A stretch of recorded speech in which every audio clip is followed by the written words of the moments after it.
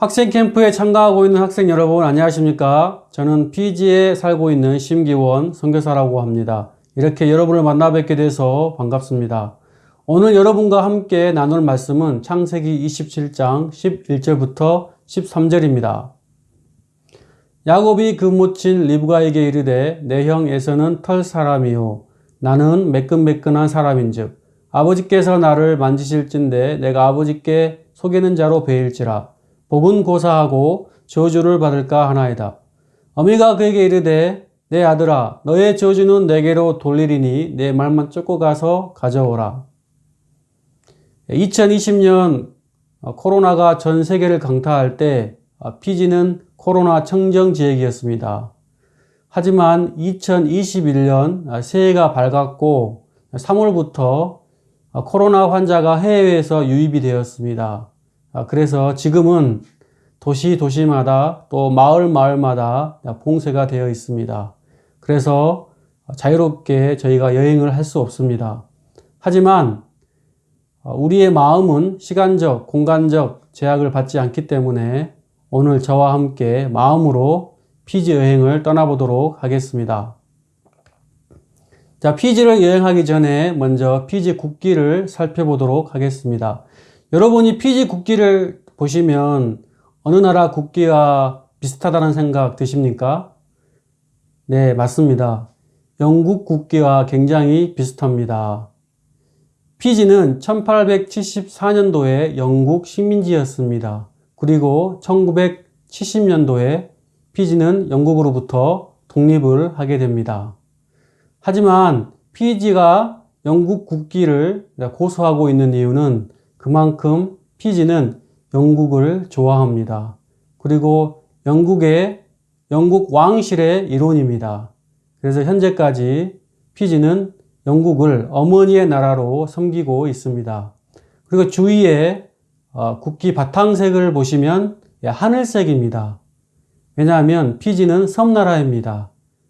전 지역이 동서남북 사방위가 바다로 이루어져 있습니다. 왼쪽 위에 보시면 사탕수수입니다. 영국 식민지 시절 때 영국 사람들이 사탕수수 나무를 심었습니다. 그때 설탕은 부가가치가 굉장히 높은 상품 중에 하나였습니다. 오른쪽 위에 보시면 코코넛 나무입니다. 피지는 단위 면적당 코코넛 나무가 굉장히 제일 많은 나라가 피지입니다. 햇빛도 강렬해서 당도가 굉장히 높은 편입니다. 오른쪽 아래 보시면 비둘기 보이시죠? 네. 비둘기는 여러분도 아시다시피 평화의 상징입니다. 오랫동안 피지는 전쟁이 없이 평화로운 나라였습니다. 왼쪽 아래 보시면 바나나입니다. 이 바나나는 피지에서 재배하고 있는 주요 작물 중에 하나입니다. 그리고 여러분 피지의 지도를 보시면 피지는 세계 지도를 딱 펴서 보시면 땅 끝에 있습니다.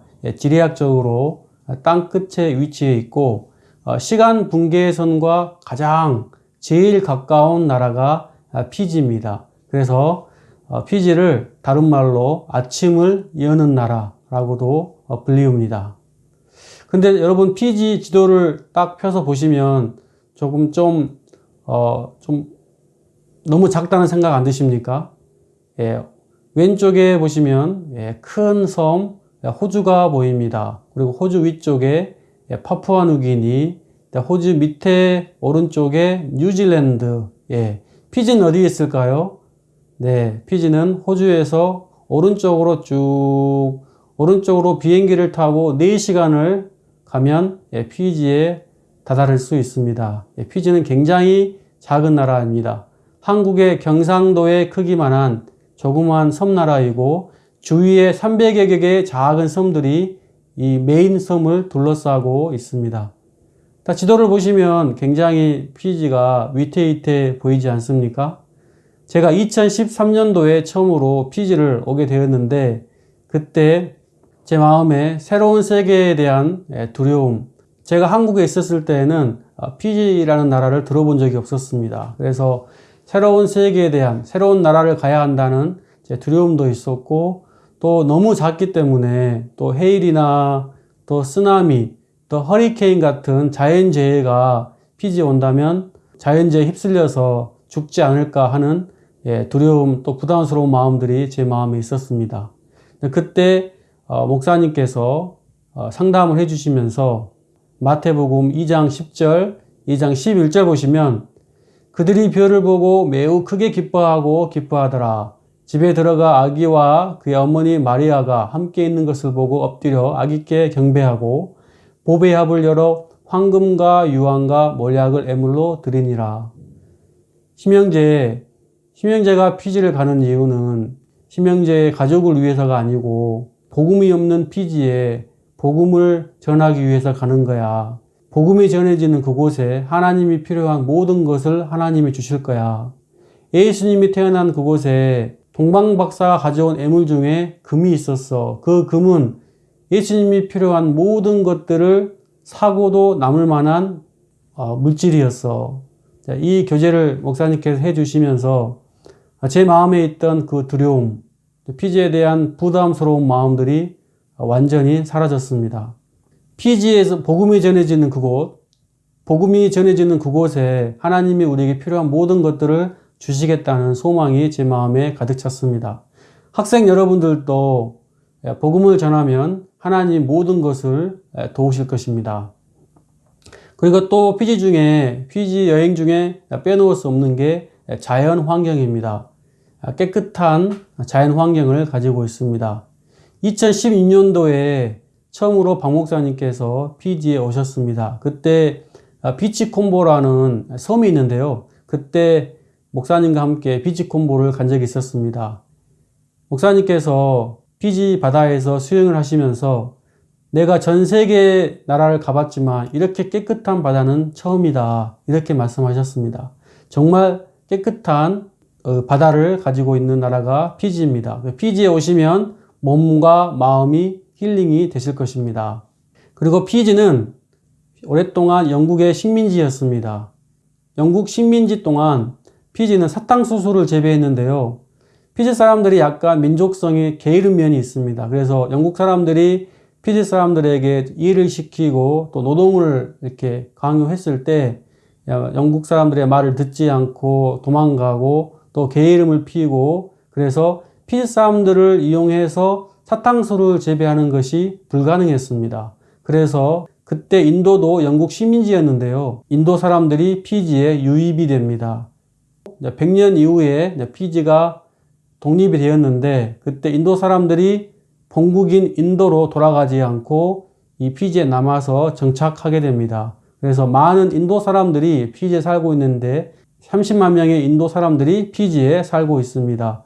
그리고 약 60만 명의 피지 사람들, 여기 원주민들이 살고 있습니다. 전체 피지 인구는 약 100만 명 정도 살고 있습니다. 여전히 인도에서 유입된 인도 사람들은 힌디라는 언어를 쓰고 있고, 또 피지 사람들은 여기 원주민들이 쓰고 있는 언어가 있었습니다. 그래서 서로 만나서 이야기를 하고 대화를 할 때 소통이 안 되기 때문에 영국인들이 쓰는 영어를 공용어로 사용하고 있습니다. 그래서 피지에서 영어를 배우면 영국식 영어를 배울 수 있습니다.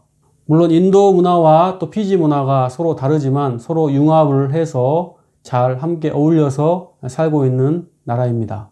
그리고 제가 1997년도에 아나콘다라는 영화를 본 적이 있습니다. 그 당시에 굉장히 유명한 영화인데요. 아나콘다라는 영화 제목을 보시면 아시겠지만 이 아나콘다는 브라질 밀림, 아마존에 살고 있는 전 세계에서 가장 큰 뱀 중에 하나입니다. 그래서 이 영화를 보신 분들은 이 영화는 브라질에 있는 아마존에서 찍은 영화구나, 그렇게 생각하시는 분들이 굉장히 많습니다. 하지만 이 아나콘다라는 영화는 브라질에서 찍은 게 아니고 이곳 피지에서 촬영되었습니다. 왜냐하면 브라질의 아마존 같은 자연 환경을 가지고 있는 나라가 피지입니다. 더 좋은 이점이 뭐냐면 아마존에는 해로운 이런 동물들, 예, 뭐 정갈이나 악어, 사자, 독거미, 이런 뱀들, 이런 해로운 동식물들 또는 곤충들이 굉장히 많습니다. 하지만 피지는 전혀 그런 해로운 동물들이 또 곤충들이 없습니다. 그리고 또 인도 사람들이 150년 전에 피지에 살게 되었을 때 같이 함께 온 동물이 있는데 그 동물이 망구스입니다. 이 망구스가 피지에 살게 되면서 지금은 전 지역에 이 망구스가 살고 있는데요. 망구스가 좋아하는 음식 중에 뱀이 있고 또 쥐가 있습니다. 그래서 사실 전에 망구스가 들어오기 전에 피지는 뱀이 많았다고 합니다. 하지만 망구스가 피지에 들어오면서 모든 뱀을 잡아먹어서 지금은 뱀이 없습니다. 제가 피지에서 약 9년 정도 살았는데요. 피지에서 뱀을 본 적이 한 번도 없습니다. 그리고 피지는 쌀을 주식으로 하고 있고 또 쌀 외에 달로라는 식물이 있고 사바라는 식물이 있는데 그 세 가지 식물을 주식으로 하고 있는 나라입니다. 쌀은 여러분들이 한국에서 먹고 있기 때문에 잘 아시기 때문에 설명을 드리지 않겠습니다. 하지만 이 달로, 혹시 여러분 가운데 이 달로 보신 적 있으십니까? 예, 시골에 여러분 가시면 이 달로라는 식물을 한국에서는 토란이라고 불리는 식물인데요. 모두 똑같습니다. 잎 모양도 똑같고 또 줄기도 똑같고 하지만 이 뿌리의 크기가 다릅니다.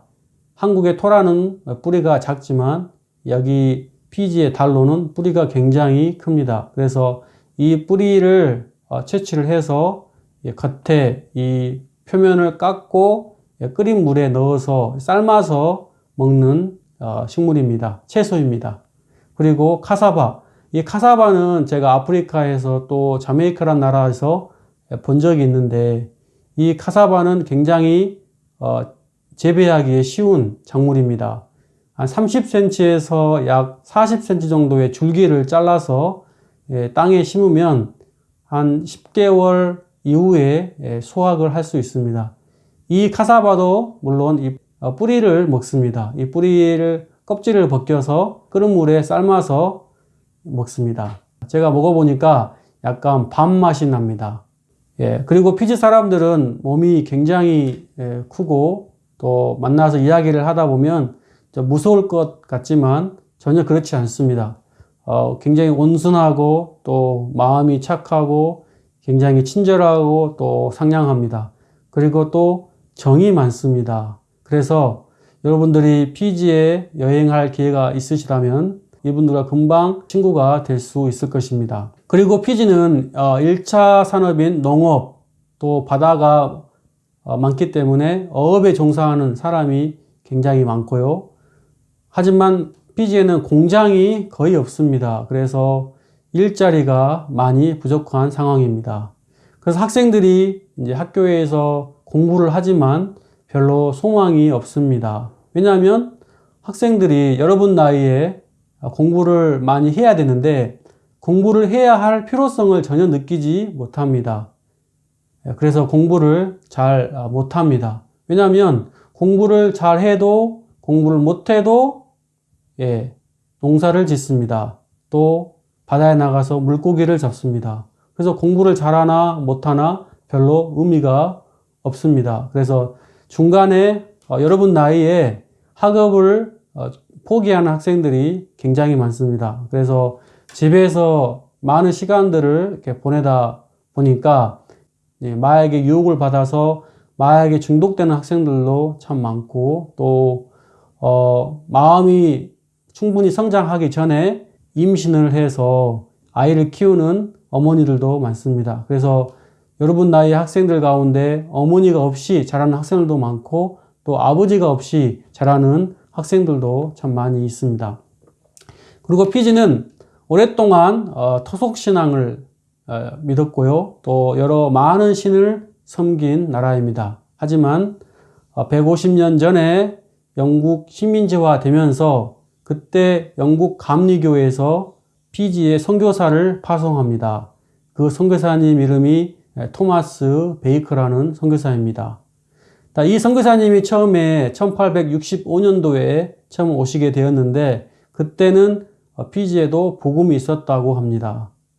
그때 이분이 토마스 베이커 선교사님이 이 피지에 와서 하나님의 말씀을 전하고 또 복음을 전했습니다. 그 이후에 모든 토속 신앙이 사라지고 지금은 기독교를 통해서 하나님을 섬기고 있습니다. 근데 이 토마스 베이커 선교사님이 처음에 오셔서 또 말씀을 전하면서 하루는 마을 주장님이 이 마을 잔치에 이 선교사님을 초청을 했습니다. 그래서 이 토마스 베이커 선교사님이 이 마을의 주장님이 나를 초청을 했는데 내가 어떤 선물을 하면 좋을까 생각을 하시다가 빛, 여러분 머리에 빗는 빛 아시죠? 이 빛을 주장님께 선물을 하기로 했습니다.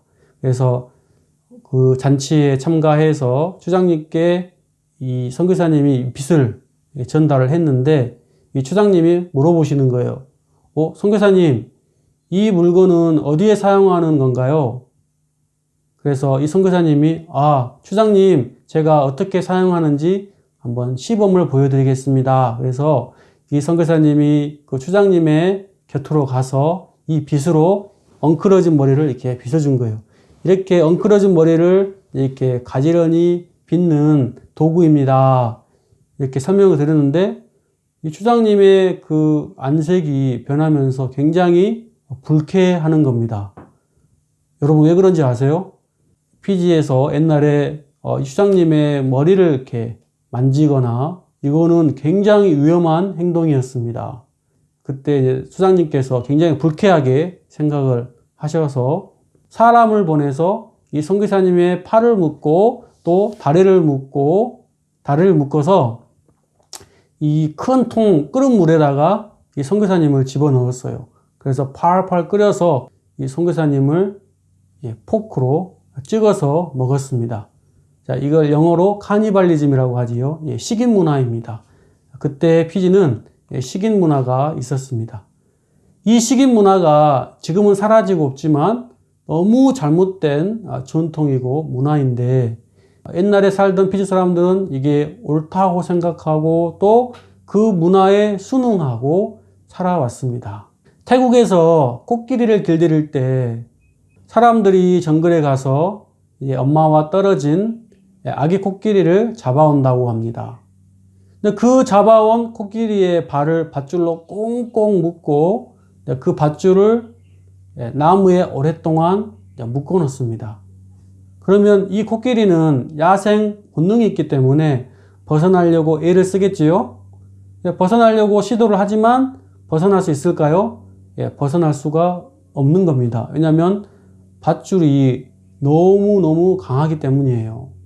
그래서 하루, 한 달, 몇 달이 지나서 이 아기 코끼리는 그 전에 한 번도 가져보지 못한 하나의 마인드가 형성이 됩니다. 그 마인드가 뭘까요? 나는 절대로 이 밧줄을 끊을 수 없어. 내가 여러 번 시도해봤지만 나는 할 수 없어. 나는 벗어날 수 없다는 이 생각에 이 아기 코끼리는 잡히게 됩니다. 하지만 시간이 지나면서 이 아기 코끼리는 어느새 몸짓이 집채만한 큰 엄마 코끼리가 되고 또 이 밧줄은 시간이 지나면서 점점점 약해지는 겁니다. 그래서 충분히 이 엄마 코끼리는 이 밧줄을 끊을 수 있는데도 이 어미 코끼리는 끊으려고 시도하지 않습니다. 왜 그럴까요? 왜냐하면 이 엄마 코끼리는 밧줄에 묶여 있는 게 아니고 벗어날 수 없다는 생각, 고정관념에 묶여 있는 것입니다. 제가 피지에 온 지 얼마 안 돼서 한 아주머니를 만난 적이 있습니다. 그 아주머니께 제가 신방을 갔는데 또 복음을 전하고 점심 식사를 같이 했습니다. 근데 우리 한국 사람들은 이 테이블에 앉아서 식사를 하잖아요. 근데 이 아주머니는 특이했어요. 이 테이블에서 밥을 먹는 게 아니고 누워서 밥을 먹었습니다. 자, 누워서 밥을 먹는 것도 이상한데 이 아주머니는 이 뱃속에 아이를 임신한 상태였습니다. 그래서 제가 그 아주머니를 보고 아주머니 그렇게 식사를 하시는 것은 좋지 않습니다. 아주머니에게도 좋지 않지만 아주머니 뱃속에 있는 아이에게도 좋지 않습니다. 앉아서 식사를 하시는 게 좋겠습니다. 이렇게 말씀을 드렸는데 그 아주머니께서 네 선교사님 알겠습니다. 앉아서 식사를 하겠습니다. 이렇게 하면 좋을 텐데 괜찮아요. 이게 우리 피지의 문화예요. 이렇게 이야기를 했습니다. 내가 살고 있는 난도롱아 지역 사람들은 다 이렇게 먹어요. 이렇게 살아왔어요. 전혀 문제 안 돼요. 그런데 얼마 지나지 않아 제가 비보를 듣게 되는데 이 아주머니께서 이제 출산한 날짜가 된 거예요. 그래서 아이를 낳으려고 병원에 갔는데 이미 그 아이는 죽어 있었습니다. 그 아이가 이제 나올 때 이 머리부터 이제 이 아이가 나오는데 어디가 밑에인지 어디가 위에인지 이제 혼동이 온 겁니다. 왜냐하면 이 아주머니가 계속 누워서 생활을 하기 때문에 분별을 못해서 이렇게 막 빙글빙글 돌다가 이 태가 어머니와 연결되어 있는 그 태가 꼬여 버렸습니다. 꼬여서 영양 공급을 받지 못해서 이 아이가 영양실조로 사망을 했습니다. 우리도 이 코끼리처럼 또 이 아주머니처럼 우리도 모르는 사이에 내 생각, 내 오름, 어떤 잘못된 그 관념에 묶여서 또 이 생활 방식에 익숙해져서 적응하면서 살아가고 있는 것입니다. 제가 2013년도에 피지에 왔습니다. 그리고 지금 9년이 흘렀습니다. 피지에 살면서 하나님이 내 생각 또 내 관념을 깨는 일들을 참 많이 하셨습니다. 2015년 12월 대국교회 김진성 목사님이 피지에 오셨고 그때 저희가 마인드 캠프를 준비했습니다. 그때 목사님께서 오신 날짜가 12월 23일, 24일, 25일이었습니다. 그때 여러분 피지는 무슨 날인지 아십니까? 피지의 가장 큰 명절인 박싱데이입니다. 한국의 설날로 생각하시면 되겠습니다. 여러분 한국의 설날 여러분 뭐 하십니까? 옛날에는 가족들끼리 모여서 음식을 만들어서 나눠 먹고 집에서 또 휴식을 취하고 이러는 날입니다. 피지의 가장 큰 명절 중에 하나였습니다. 근데 그 기간에 저희가 캠프를 했습니다. 그때가 12월 23일, 24일, 25일 3일간 저희들이 캠프를 했습니다. 그날 밖에 나가보니까 사람들 찾아보니까 사람이 한 명도 없고 또 개미도 없었습니다. 개미도 아마 박싱데이라고 해서 집에서 음식을 만들어 먹는 것 같았어요. 하지만 주위에 많은 목사님들께서 저에게 이야기를 해주셨습니다. 심기온 마인드로 살지 말고 박옥수 목사님, 예수님 마인드로 사세요. 하나님이 보내주신 하나님의 종인데 내 마인드로 준비하지 말고 박 목사님 마인드로, 예수님 마인드로 준비해야 되겠다. 그래서 그때 저희 교회 성도분들이 15명 이내였는데 제 생각으로는 한 100석 정도 준비하면 되겠다 생각을 했습니다. 이게 제 마인드였고 박 목사님이 오셨다면 또 예수님이 이 행사를 준비하신다면 어디에 이 행사를 준비해야 할까 생각을 하다가 제 한계를 넘어서 피지에서 가장 큰 실내 공연장인 시민회관을 빌렸습니다. 가장 큰 실내 공연장 몇 석인지 아십니까? 800석이었습니다. 15명의 성도들과 함께 이 800석 규모의 행사를 준비를 했습니다. 그런데 제 마음이 이렇게 부담도 되고 떨리기도 했습니다. 하지만 내 마인드로 준비하고 싶지 않고 목사님의 마인드로 준비를 하고 싶었습니다. 그때 또 하나님 저에게 주신 말씀이 있었습니다. 로마서 11장 3절부터 4절을 보시면 주여 저희가 주의 선지자들을 죽였으며 주의 제단을 헐어버렸고 나만 남았는데 내 목숨도 쳤나이다 하니 저에게 하신 대답이 무엇이냐? 내가 나를 위하여 바알에게 무릎을 꿇지 아니한 사람 7천을 남겨두었다 하셨으니 이스라엘 왕 와합 왕이 하나님의 종, 하나님의 선지자들을 다 죽이고 이 엘리야 혼자 남은 것 같은 그런 생각이 들었습니다. 그래서 엘리야의 마음도 굉장히 두렵고 떨렸는데 하나님이 엘리야에게 뭐라고 말씀하시냐면 엘리야야, 네 눈에는 한 명도 안 보이지만 내가 바알에게 무릎 꿇지 아니한 사람 7,000명을 남겨두었어. 그러니까 제 마음에도 내가 볼 때는 이 피지의 가장 큰 명절 중에 하나이기 때문에 한 명도 보이지 않았습니다. 개미도 안 보였습니다. 하지만 하나님의 말씀에 의지해서 야, 하나님이 우리에게 7,000명을 주시겠구나. 이번 캠프 7,000명을 주시겠다. 이런 마음이 들었습니다. 그래서 우리 형제 자매님들 많진 않지만 또 자원봉사자들을 모집하고 또 전단지를 만들고 또 페이스북에 홍보를 하고 또 방송국에 홍보를 했습니다. 예, 자원봉사자들과 함께 아카펠라 문화 공연 준비를 했습니다. 행사 당일이 되었습니다. 12월 23일. 여러분 몇 명이 왔을까요? 행사 당일 50명이 왔습니다. 800석인데 50명이 왔습니다. 여러분 이 상황이면 여러분 어떻겠습니까? 저는 하늘이 무너지는 줄 알았습니다. 여기에 쥐구멍이 있으면 쥐구멍이라도 숨고 싶은 마음이었습니다. 많은 낙담이 되었습니다. 그런데 여러분 놀라운 일이 뭔지 아십니까? 그 다음 날이었습니다.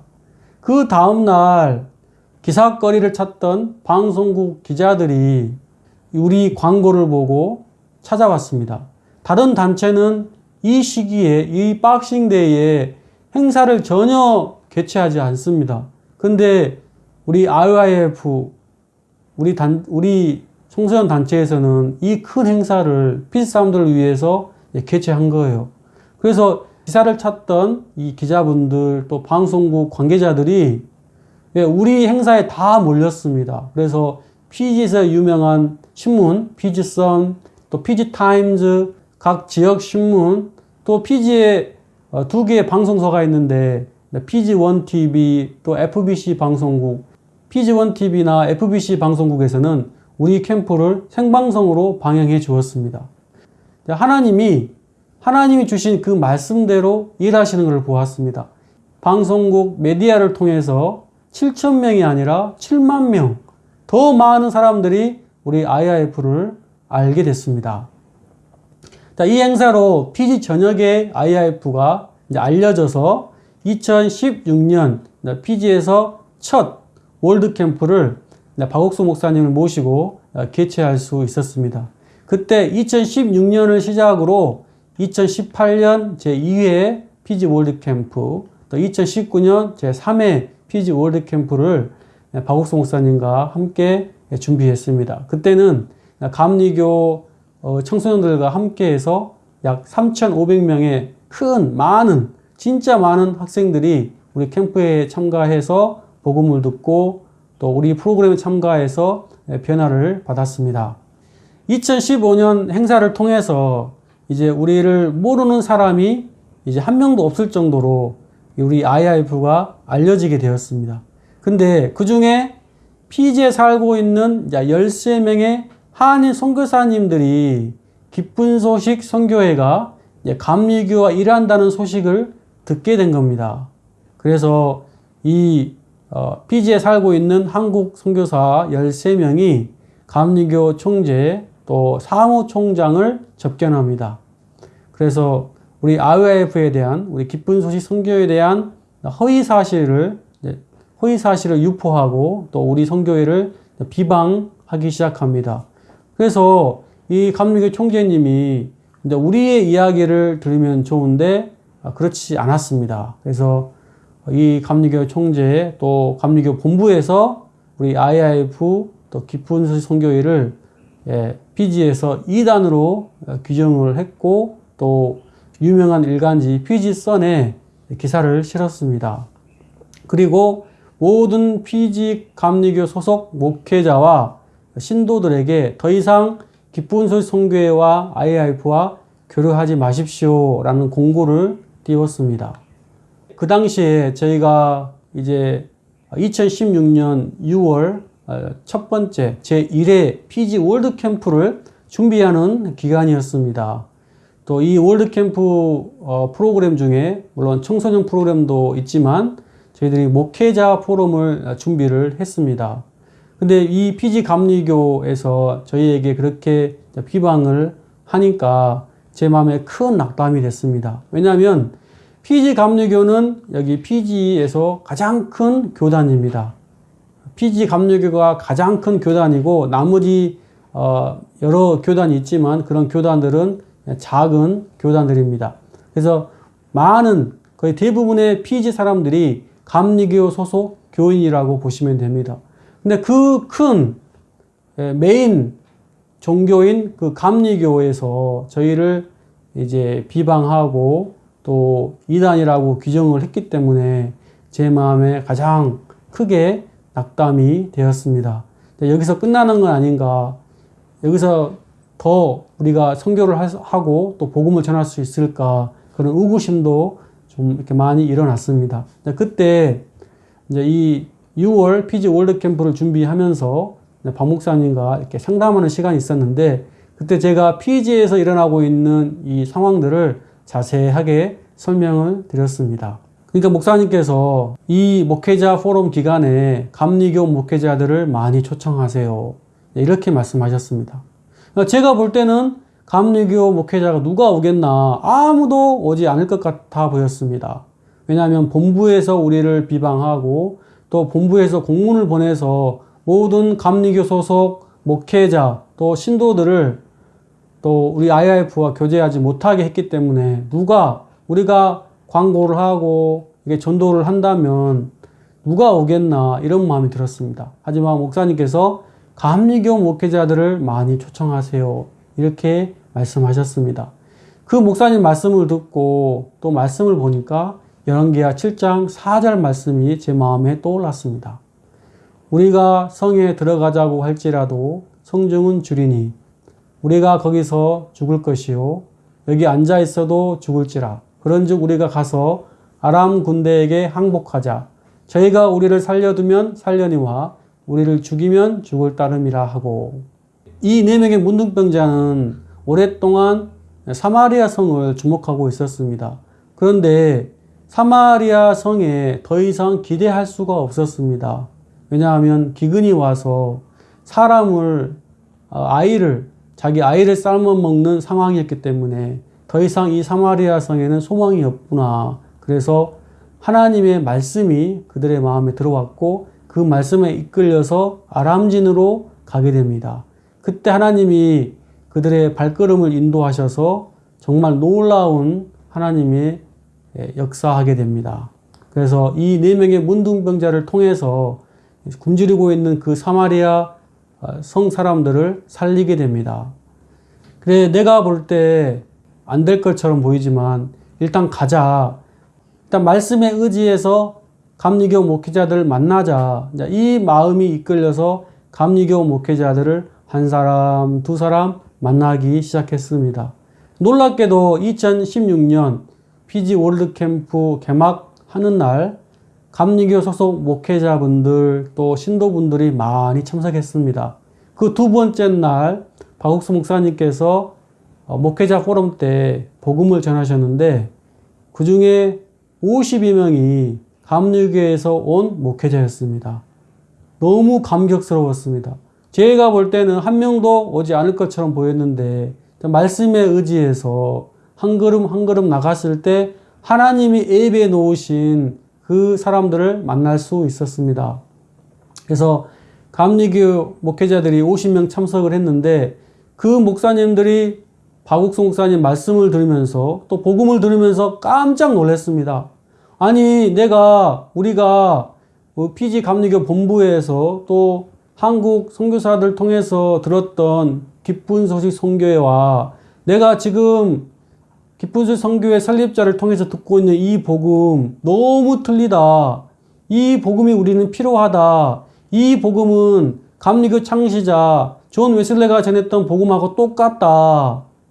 그래서 이 감리교 목회자 50명 가운데 지역장 목사님들이 있었습니다. 그 목사님들이 감리교 본부에 찾아가서 총재님, 이 기쁜 소식 선교회는 우리와 싸우고 이단이 아니라 우리와 같이 함께 일해야 할, 또 우리가 이 기쁘지 선교회로부터 배워야 합니다. 이렇게 이야기를 했습니다. 그래서 감리교 총재님도 그렇다면 우리 쪽 사람 한 명 대표자를 선정해서 한국에 한번 보내보자. 그래서 IYF와 또 기쁜 소식 선교회에 대해서 정확하게 우리가 알아보자.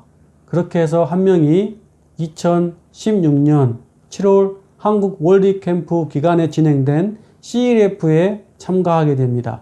그곳에서 2주 동안 CLF 말씀을 들으면서 이 목사님이 구원을 받았습니다. 그래서 구원을 받고 이분이 피지에 돌아와서 피지 본부에 또 피지에 속해 있는 모든 목회자들에게 IYF에 대해서 또 기쁜 소식 선교회에 대해서 바로 알리게 됩니다.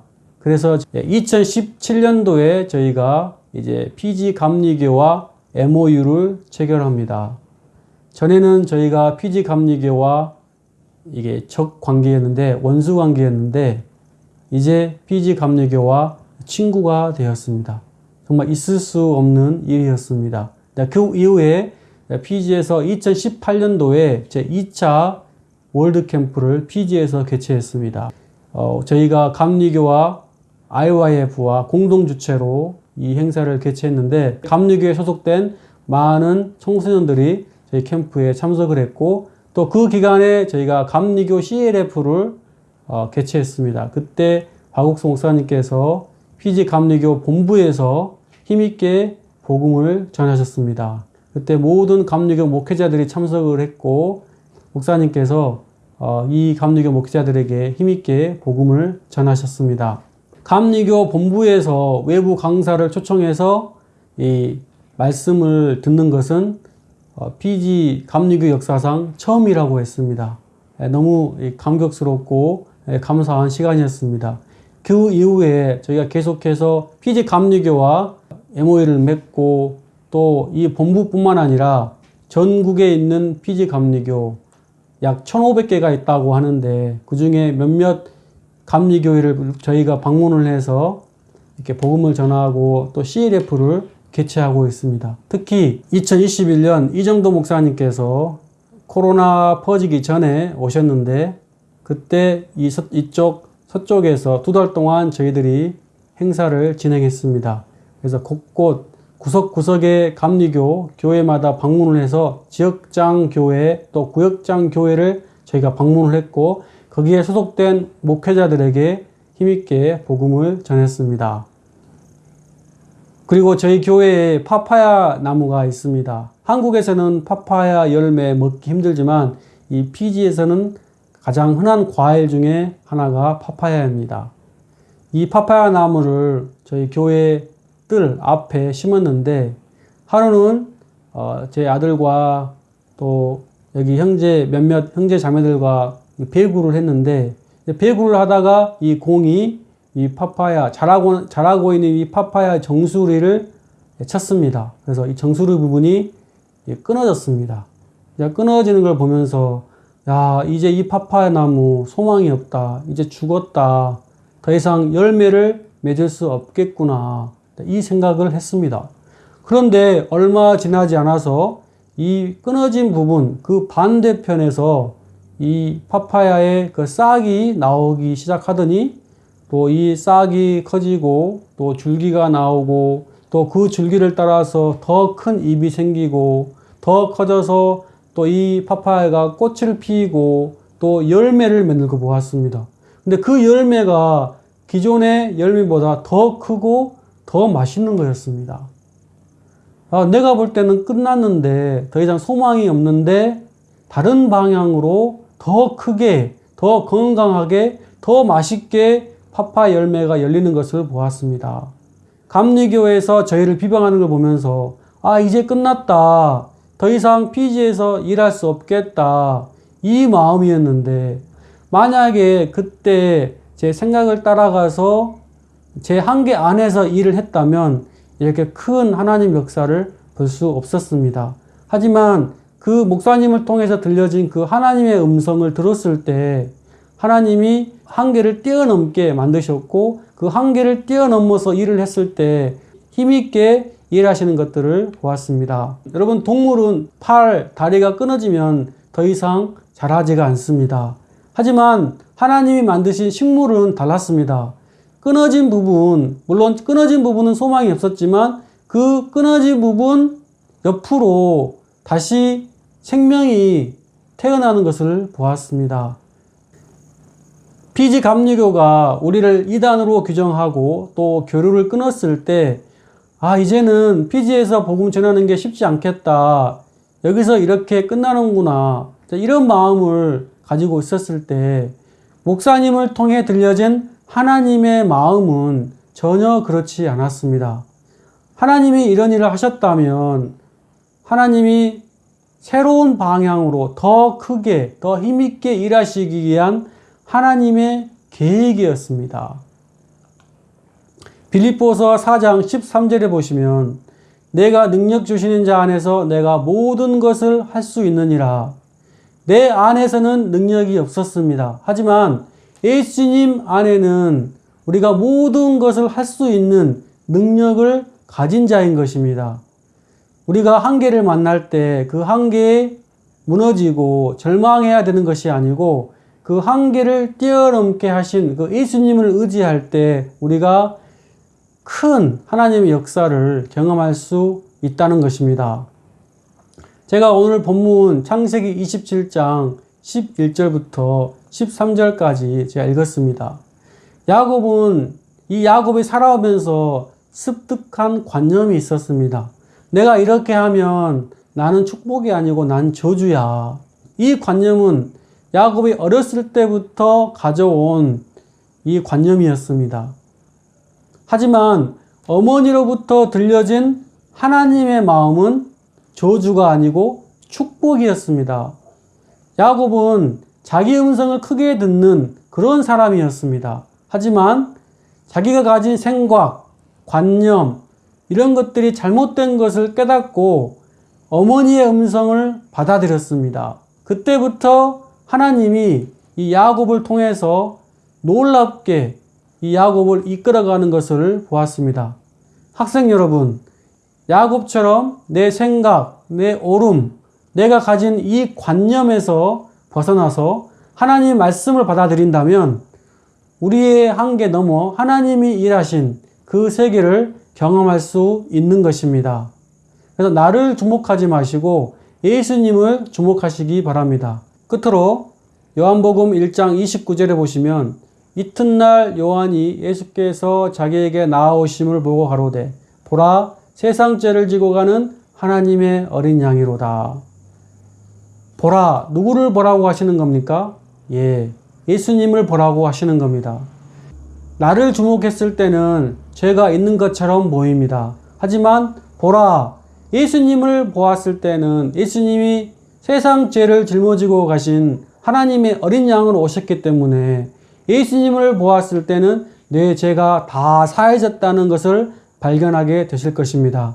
우리의 삶도 마찬가지입니다. 우리가 우리의 한계를 만났을 때 그 한계 안에서 우리가 살았을 때는 절망할 수밖에 없고 우리가 고통할 수밖에 없지만 우리가 예수님의 손을 잡고 또 예수님을 보았을 때 예수님을 의지하고 나갔을 때 우리의 한계를 넘게 되고 우리를 한계에 넘었을 때 하나님이 준비하신 놀라운 세계, 하나님이 준비하신 놀라운 축복들을 우리는 경험할 수 있게 될 것입니다. 학생 여러분들이 이제 나를 주목하는 그 삶을 버리고 예수님을 주목하는 삶을 사시게 되길 바랍니다. 지금까지 경청해 주셔서 감사합니다.